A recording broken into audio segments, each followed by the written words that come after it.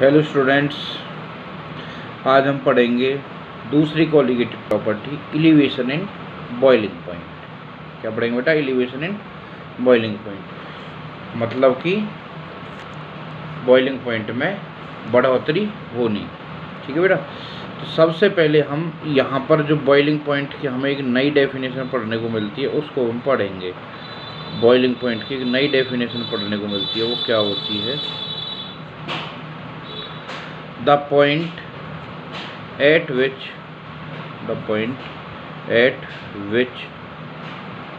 the vapor pressure of liquid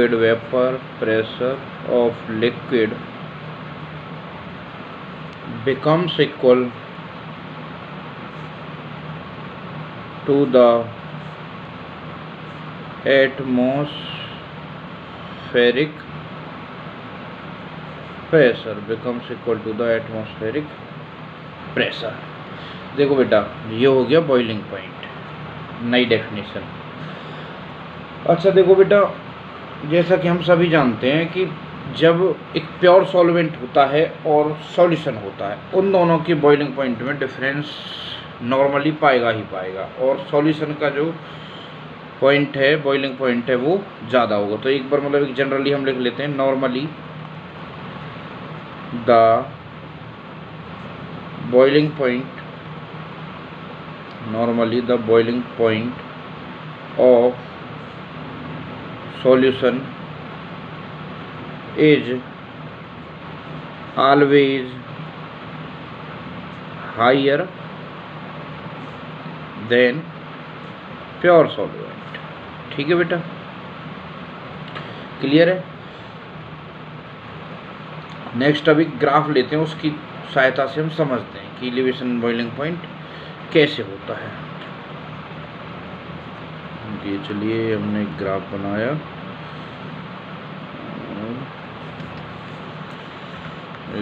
बनाया, ये इधर टेम्परेचर इंक्रीज हो रहा है और इधर वेपर प्रेशर।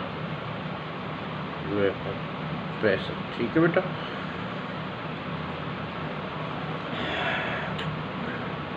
यहाँ कहीं ये कोई ऐसी जगह है जहाँ पे हमारा प्रेशर कितना है? 1 एटमॉस्फेरिक है। यहाँ पर 1 एटमॉस्फेरिक प्रेशर हो जाएगा। तो देखना, अभी हम दो ग्राफ बनाएंगे।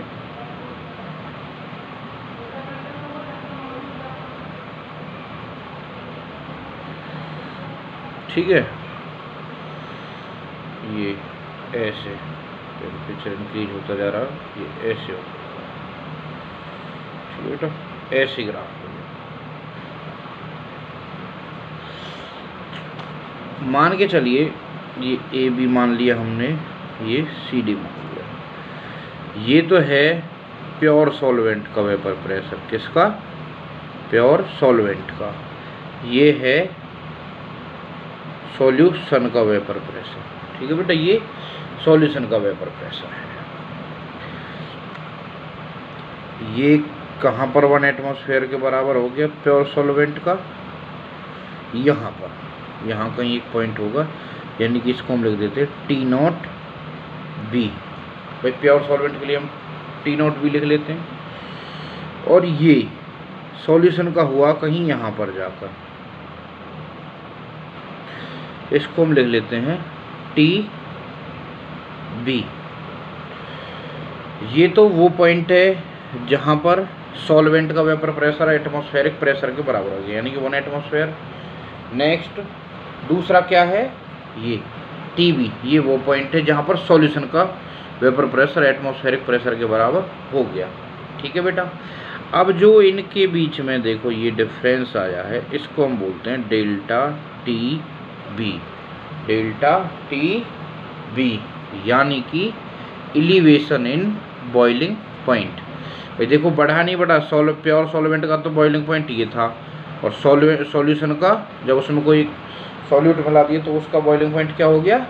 ये हो गया। ठीक है बेटा, देखते हैं, लिखते हैं। यहाँ पे लिखिए साइड में, from the graph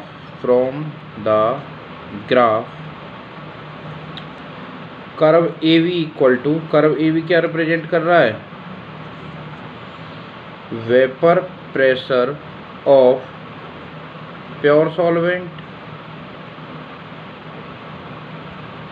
vapour pressure of pure solvent.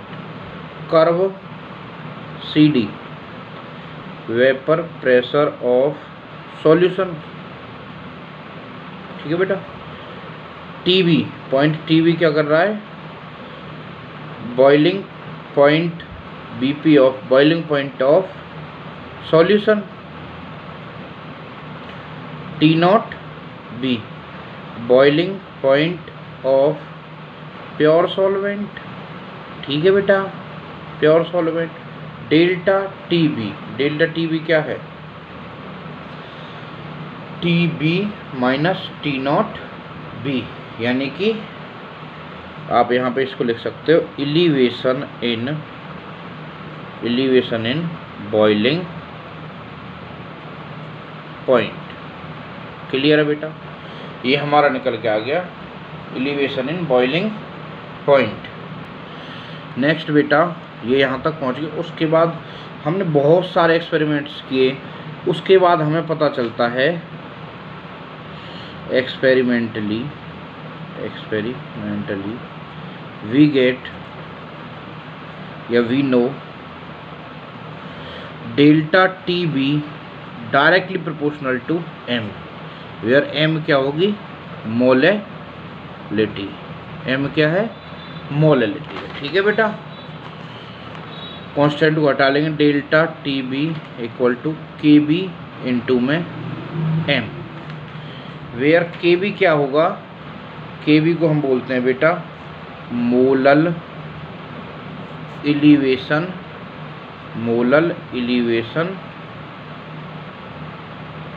Constant. और एक नाम और भी है इसका, एक नाम और ये इसका वो क्या है, लिखो इबिलियोस्कोपिक कांस्टेंट, ये दो नाम है इसके बेटा, ठीक है। अच्छा, अगर अब ये तो हो गया यहाँ तक।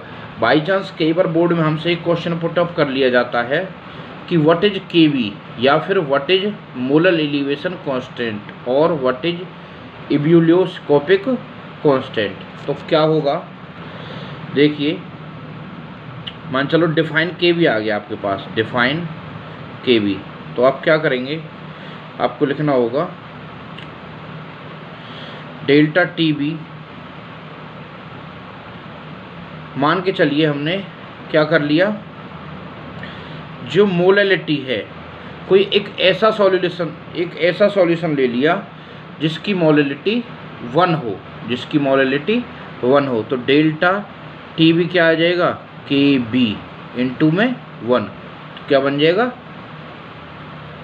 Delta T B equal to में के बी। तो हम क्या लिख सकते हैं, क्या बता सकते हैं बेटा, कि जो के बी है या फिर मोलर एलिवेशन कांस्टेंट है वो इक्वल टू होगा elevation in boiling point when, कब, व्हेन जब हम एक ऐसा सॉल्यूशन लेते हैं जिसकी मोलैलिटी 1 है, या फिर हम कोई एक 1 मोलैलिटी का सॉल्यूशन लेते हैं। तो लिखिए it may be defined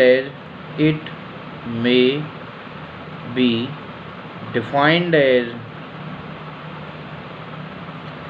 the elevation in boiling point when a solution of 1 molality is taken, कोई 1 मोलैलिटी का सॉल्यूशन ले लिया जाता है तब, ठीक है बेटा, यहाँ तक क्लियर है।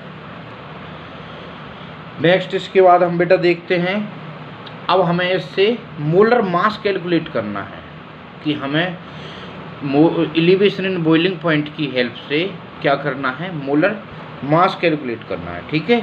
तो नेक्स्ट हम हेडिंग डालेंगे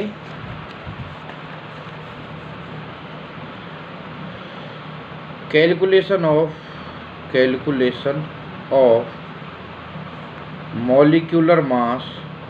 molecular mass from elevation in boiling point। elevation in boiling point क्या करना है बेटा, देखिए क्या दे रखा है हमें, delta T B equal to क्या निकाला था हमने, के बी इंटू में एम।